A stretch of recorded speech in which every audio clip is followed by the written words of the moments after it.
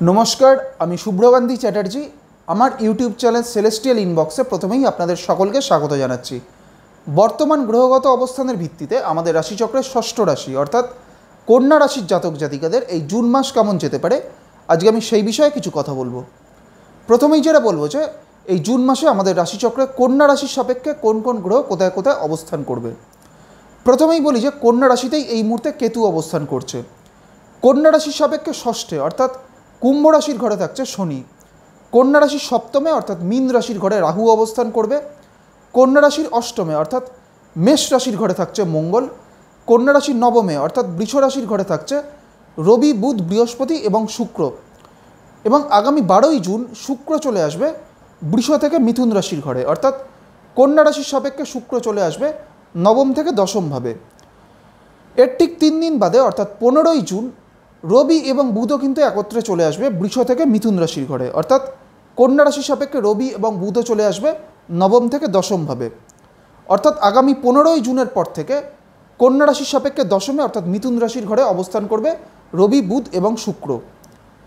প্রথমেই বলি যে কন্যা রাশির ক্ষেত্রে এই মুহূর্তে কন্যা রাশির সাপেক্ষে ষষ্ঠভাবে অর্থাৎ কুম্ভ রাশিতে কিন্তু এই মুহূর্তে শনি অবস্থান করছে। ষষ্ঠ ভাব থেকে আমরা যে কোনো ধরনের রোগ ভোগের কিন্তু বিচার করে থাকি এবং এর পাশাপাশি অষ্টমভাবে কিন্তু কন্যা রাশির ক্ষেত্রে মঙ্গল অবস্থান করছে এবং এই শনির দৃষ্টিও কিন্তু থাকছে মঙ্গলের ওপরে।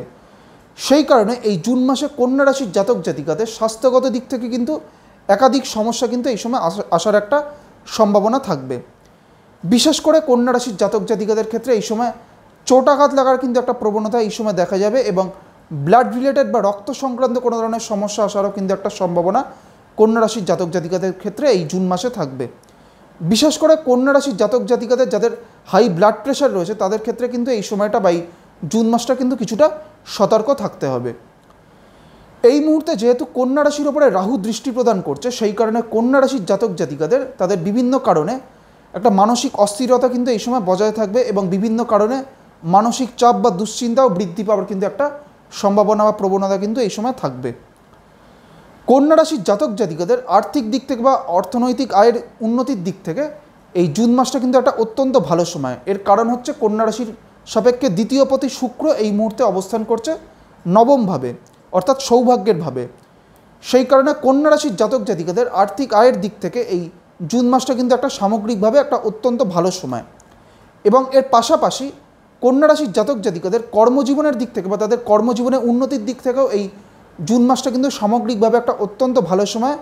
এবং বিশেষ করে আগামী 15ই জুনের পর থেকে রবি এবং বুধ প্রবেশ করতে চলেছে কিন্তু কন্যা রাশির সাপেক্ষে দশমভাবে অর্থাৎ কর্মভাবে, এবং এই দশমভাবেই কিন্তু রবি এবং বুধের একটা বুধাদিত্য যোগ তৈরি হবে। সেই কারণে কন্যা রাশির জাতক জাতিকাদের ক্ষেত্রে মাসের দ্বিতীয়ার্ধটা অর্থাৎ 15ই জুনের পরবর্তী সময়টা থেকে কিন্তু তাদের কর্মজীবনের ক্ষেত্রে একটা অত্যন্ত ভালো সময়। কন্যা রাশির জাতক জাতিকাদের ক্ষেত্রে পারিবারিক দিক থেকে বা পরিবারের কোনো শুভ কাজ সম্পন্ন হওয়ার সম্ভাবনা কিন্তু এই জুন মাসে থাকবে এবং এর পাশাপাশি কন্যা রাশির জাতক জাতিকাদের তাদের নতুন কোনো সম্পত্তি ক্রয়েরও সম্ভাবনা এই জুন মাসে থাকবে। এর পাশাপাশি আরেকটি বিষয় বলবো যে কন্যা রাশির জাতক জাতিকাদের এই সময় পারিবারিক কোনো বিষয়ের ক্ষেত্রে কোনো ধরনের আইনগত কোনো বিষয় কিন্তু জড়িয়ে পড়ার কিন্তু একটা সম্ভাবনা এই জুন মাসে থাকবে। কন্যা রাশির যারা শিক্ষার্থীরা রয়েছেন তাদের ক্ষেত্রে এই জুন মাসটা কিন্তু একটা সামগ্রিকভাবে একটা অত্যন্ত ভালো সময়। এর কারণ হচ্ছে কন্যা রাশির চতুর্থবর্তী বৃহস্পতি এই মুহূর্তে নবমভাবে অর্থাৎ সৌভাগ্যের ভাবে অবস্থান করছে। সেই কারণে কন্যা রাশির শিক্ষার্থীদের ক্ষেত্রে এই জুন মাসটা কিন্তু সামগ্রিকভাবে একটা অত্যন্ত ভালো সময়। এবং কন্যা রাশির জাতক জাতিকারা যারা উচ্চশিক্ষায় রয়েছেন বা যারা কোনো ধরনের রিসার্চের সাথে যুক্ত হয়ে রয়েছেন তাদের ক্ষেত্রেও এই জুন মাসটা কিন্তু সামগ্রিকভাবে একটা অত্যন্ত ভালো সময়। এইবার আমি আসছি কন্যা রাশির যে নক্ষত্রগুলি রয়েছে অর্থাৎ উত্তর ফাল্গুনী, হস্তা এবং চিত্রা, এই 3টি নক্ষত্রের জাতক জাতিকাদের এই জুন মাস কেমন যেতে পারে। প্রথমেই আমি আসছি উত্তর ফাল্গুনী নক্ষত্রের ক্ষেত্রে। উত্তর ফাল্গুনী হচ্ছে আমাদের রাশিচক্রের 12 নম্বর নক্ষত্র এবং উত্তর ফাল্গুনী হচ্ছে রবির নক্ষত্র। এই উত্তর ফাল্গুনী নক্ষত্রের শেষ 3টি চরণ কিন্তু রয়েছে কন্যা রাশিতে। উত্তর ফাল্গুনী নক্ষত্রের সাপেক্ষে এই মুহূর্তে স্বর্ণালী চক্রে রাহু অবস্থান করছে কিন্তু সাংঘাতিক নক্ষত্রে এবং রাহু অবস্থান করছে কন্যা রাশির সাপেক্ষে সপ্তমভাবে। এই সপ্তম ভাবকে কিন্তু মারক ভাব বলা হয় এবং যেহেতু সপ্তমভাবে রাহু অবস্থান করছে এবং রাহু দৃষ্টিও থাকছে কন্যা রাশির ওপরে, এবং যেহেতু উত্তর ফাল্গুনী নক্ষত্রের সাপেক্ষে রাহু অবস্থান করছে সাংঘাতিক নক্ষত্রে, সেই কারণে যাদের কন্যা রাশির উত্তর ফাল্গুনী নক্ষত্র তাদের ক্ষেত্রে কিন্তু এই সময় স্বাস্থ্যগত দিক থেকে তাদের কিন্তু কিছুটা সতর্ক থাকতে হবে। এই সময় উত্তর ফাল্গুনী নক্ষত্রের জাতক জাতিকাদের ক্ষেত্রে কিন্তু চোটাঘাত লাগার একটা প্রবণতা কিন্তু এই সময় দেখা যাবে। তাই সেই দিক থেকে উত্তর ফাল্গুনী নক্ষত্রের জাতক জাতিকাদের কিছুটা সতর্ক থাকতে হবে। যেহেতু সপ্তমভাবে এই মুহূর্তে রাহু অবস্থান করছে কন্যা রাশির সাপেক্ষে এবং রাহু যেহেতু সাংঘাতিক নক্ষত্রে অবস্থান করছে, তাই যাদের কন্যা রাশির উত্তর ফাল্গুনী নক্ষত্র তাদের ক্ষেত্রে বলবো যে এই সময়টা আপনারা বৈবাহিক কোনো বিষয় বা বৈবাহিক কোনো যোগাযোগের বিষয়ের ক্ষেত্রে কোনো সিদ্ধান্ত নেওয়া থেকে কিন্তু বিরত থাকার চেষ্টা করবেন। উত্তর ফাল্গুনীর পর হচ্ছে হস্তা নক্ষত্র। হস্তা হচ্ছে চন্দ্রের নক্ষত্র এবং হস্তা হচ্ছে আমাদের রাশিচক্রের 13 নম্বর নক্ষত্র। হস্তা নক্ষত্রের জাতক জাতিকাদের ক্ষেত্রে কিন্তু এই জুন মাসটা কিন্তু তাদের আর্থিক দিক থেকে বা তাদের কেরিয়ারের দিক থেকে বা তাদের কর্মজীবনের দিক থেকে কিন্তু একটা অত্যন্ত ভালো সময়। বিশেষ করে আগামী 14ই জুনের পর থেকে বৃহস্পতি প্রবেশ করতে চলেছে কিন্তু রোহিণী নক্ষত্রে।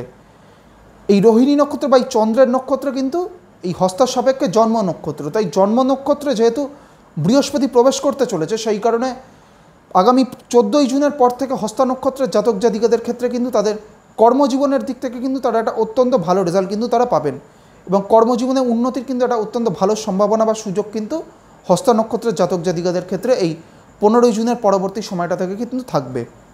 হস্তার পর হচ্ছে চিত্রা নক্ষত্র। চিত্রা হচ্ছে মঙ্গলের নক্ষত্র এবং চিত্রা হচ্ছে আমাদের রাশিচক্রের 14 নম্বর নক্ষত্র। এই চিত্রা নক্ষত্রের প্রথম দুটি চরণ রয়েছে কন্যা রাশির ঘরে এবং পরবর্তী বা শেষ দুটি চরণ রয়েছে তুলা রাশির ঘরে। চিত্রা নক্ষত্রের জাতক জাতিকাদের ক্ষেত্রেও কিন্তু তাদের মানে আর্থিক দিক থেকে বা তাদের কর্মজীবনের দিক থেকে এই জুন মাসটা কিন্তু একটা সামগ্রিকভাবে একটা অত্যন্ত ভালো সময়। তবে বেশ কিছু ক্ষেত্রে চিত্রা নক্ষত্রের জাতক জাতিকাদের তাদের বেশ কিছু কাজে বা তাদের ব্যক্তিগত কোনো কাজে বা তাদের কর্মজীবনের ক্ষেত্রে বেশ কিছু ক্ষেত্রে একাধিক বাধা বিপত্তি ফেস করার কিন্তু একটা সম্ভাবনা এই সময় থাকবে। তবে সেই বাধা বিপত্তি তারা কিন্তু খুব অল্প সময়ের মধ্যে কিন্তু তারা কাটিয়ে উঠতে পারবেন।